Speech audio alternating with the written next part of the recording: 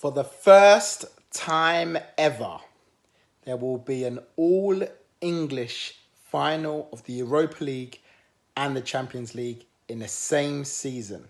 Arsenal and Chelsea make it to the Europa League final. This is your Europa League semi-final review.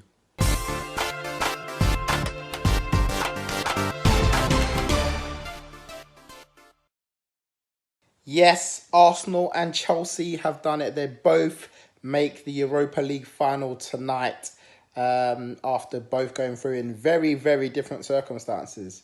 I'll start with the Arsenal game though. Arsenal played well, I thought, against Valencia in the first leg and, came into this game with a 3-1 lead, going into it. And I just feel like Arsenal needed to take advantage of the result and of Valencia's home stadium. They came in and the stadium was roaring, so they had to just go and assert their authority.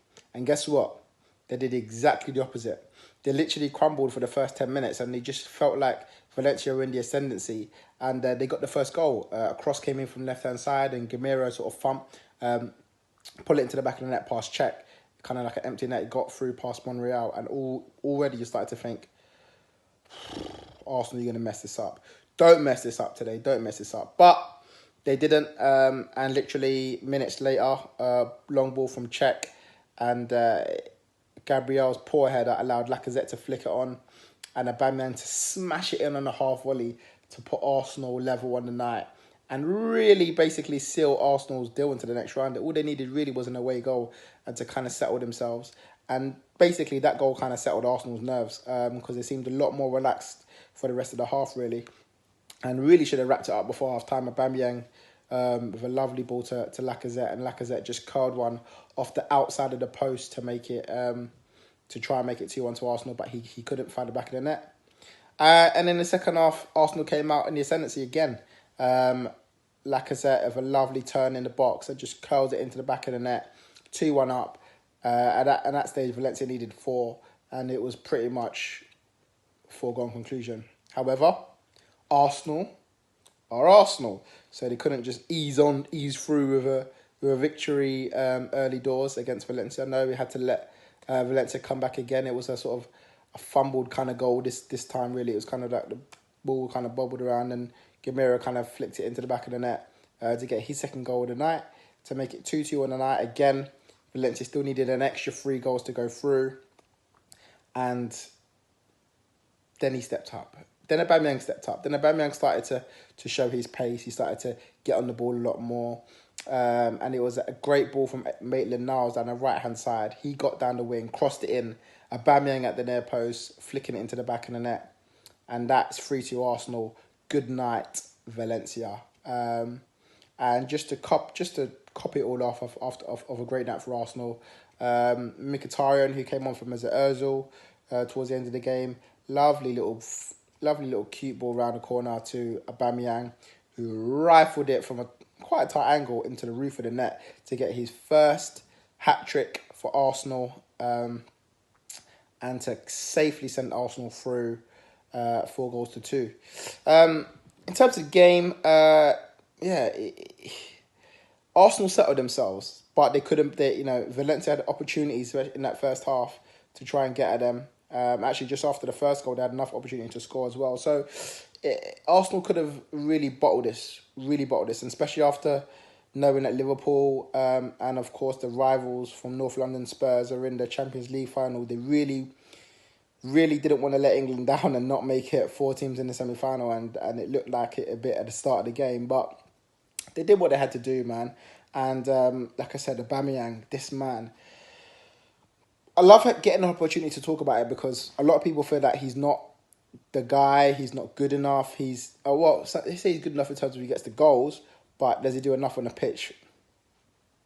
How many times do I have to tell people putting in the ball in the back of the net is the hardest thing you could do in football? And this guy does it week in, week out. Give or take a week here and there, but he's got 29 goals for the season for Arsenal. He's second top goal scorer in the Premier League behind Salah. And yeah, it's not a great Premier League goal scoring season this year after you look at Salah getting 30 plus last year. But, 20 Premier League goals is sort of aim for a striker, really. You want to get that in the Premier League. and he's doing that. He's done his job so easily this season. And for me, he's actually Arsenal's player of the season. For me personally, I know Arsenal gave it to Lacazette, but Lacazette, yeah, he's been brilliant. I love Lacazette. I don't want to choose between who, have to choose between them. But for me, Aubameyang's Arsenal's best player. Like he gets these sort of clutch moments. His pace, his link up play with Lacazette as a partnership is the best. I think Aubameyang and Lacazette's partnership is probably the best I've seen at Arsenal since Henry and Bergkamp. I'm going there. I'm actually going there. I'm not saying that they're the same. I'm not saying that they're similar, but I'm saying in terms of the link-up play, I ain't seen that as a front two from Arsenal since Henry and Bergkamp days. I think Van Persie and Henry had it for a bit, but the way these two find each other, the way they love to just see each other's passes and find their runs, like literally, I'm looking at where's Laka, where's Orbs. Like they're looking for each other and they love to set each other up. They love to score goals. Aubameyang got an assist for Lacazette. Lacazette gets an assist for Aubameyang today. If one scored and the other one's involved in there somehow. The same happened in the first leg. Aubameyang set up the Lacazette goal. So they love playing with each other. They make each other better for me. But Aubameyang's the guy, man. He's the guy, and he's the one that really set Arsenal alight. With arguably his best ever performance in an Arsenal shirt.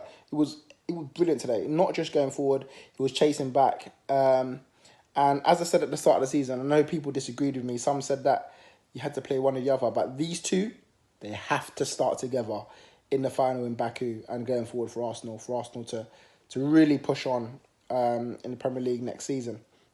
But yeah, Arsenal safely through to Baku after that good win against Valencia.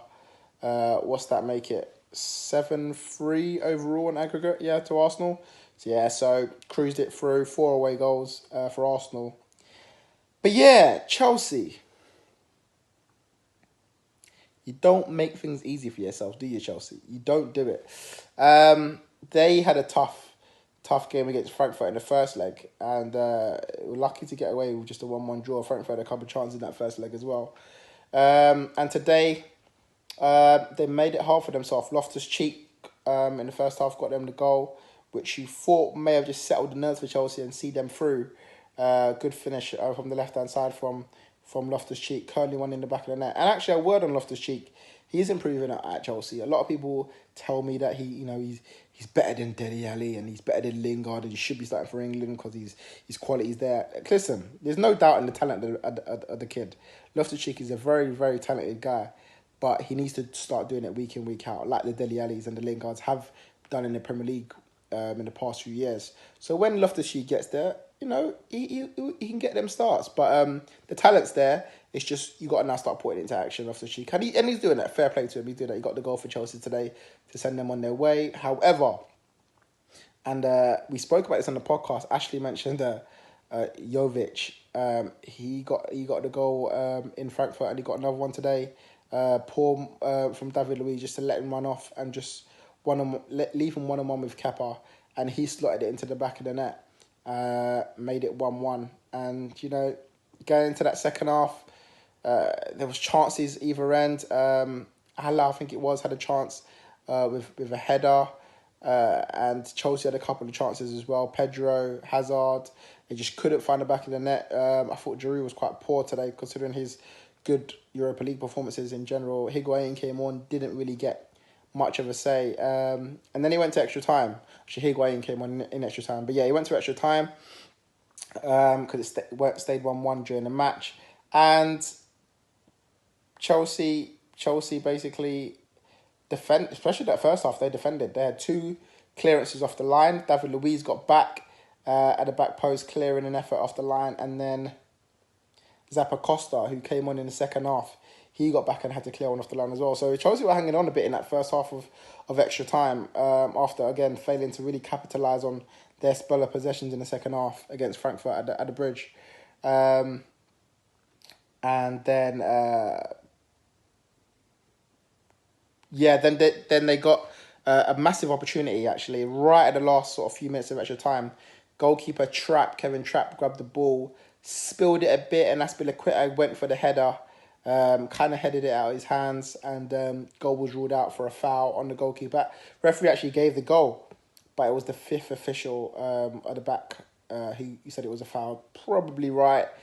It probably was a foul on the goalkeeper. And that was it. Extra time done. 1-1 in this leg. 1-1 in the first leg. And the first ever Europa League penalty shootouts in the semi-finals of the competition was there at Stamford Bridge.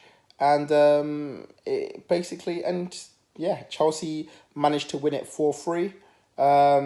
Aspilicueta had his penalty saved. So that gave kind of Chelsea a bit nervy because they were the first team to miss. But then Kepa made two great saves. One where he stayed on his feet and went as the Frankfurt player went down the middle. I think it was the defender who took the free kick. I knew his penalty was going to miss.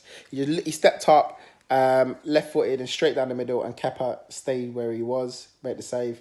And the second one was actually a great save. I think they brought on a substitute with 4 minutes to go, Frankfurt. So you're thinking, you bring on a substitute for a penalty shootout, he's got to score the goal, right?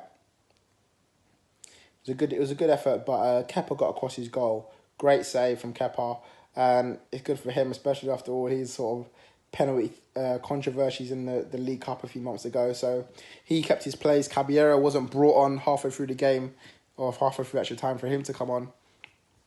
And the game was won, maybe you could say, very well fitted. And Eden Hazard stepped up, as he always does for Chelsea. There was absolutely no danger of him missing his penalty kick. He slotted it past the goalkeeper, which could be his last kick of a ball in a Chelsea shirt at Stamford Bridge.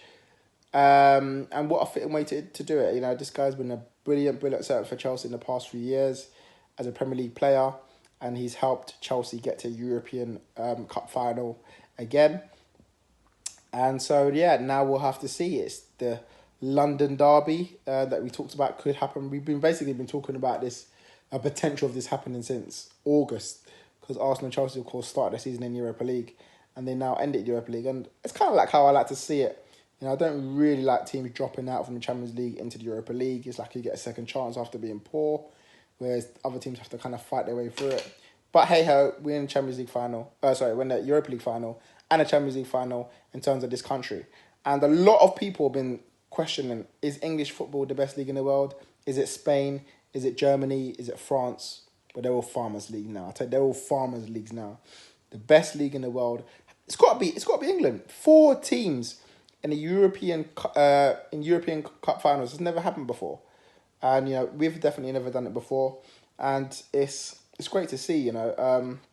And especially when you consider the best team in this league ain't even in the competition. Manchester City, they ain't even in the competition. There's no actually team from Manchester in any final this year. It's Arsenal versus Chelsea in the Europa League final, and then it's Spurs versus Liverpool, as you know, in the Champions League final in Madrid. So wait to see what happens. Arsenal and Chelsea is going to be massive. Of course, Arsenal need to win for them to confirm place in the Champions League group stages next year. So, and of course, they'll get a trophy for it. Chelsea, of course, already done that through the league. So they don't necessarily need to win, but it could be a chance for Sarri to win his first ever trophy as a manager. And Emery, of course, his Europa League. He's won 3 in a row. So I guess this is just the norm for him, right? Of course, that means we're going to have an all-English Super Cup in August as well. And then an English team will be travelling in December to play in the FIFA Club World Championship. So, great time for English football now. All 4 teams in the finals. Brilliant. Guys, make sure you check us out our videos on YouTube.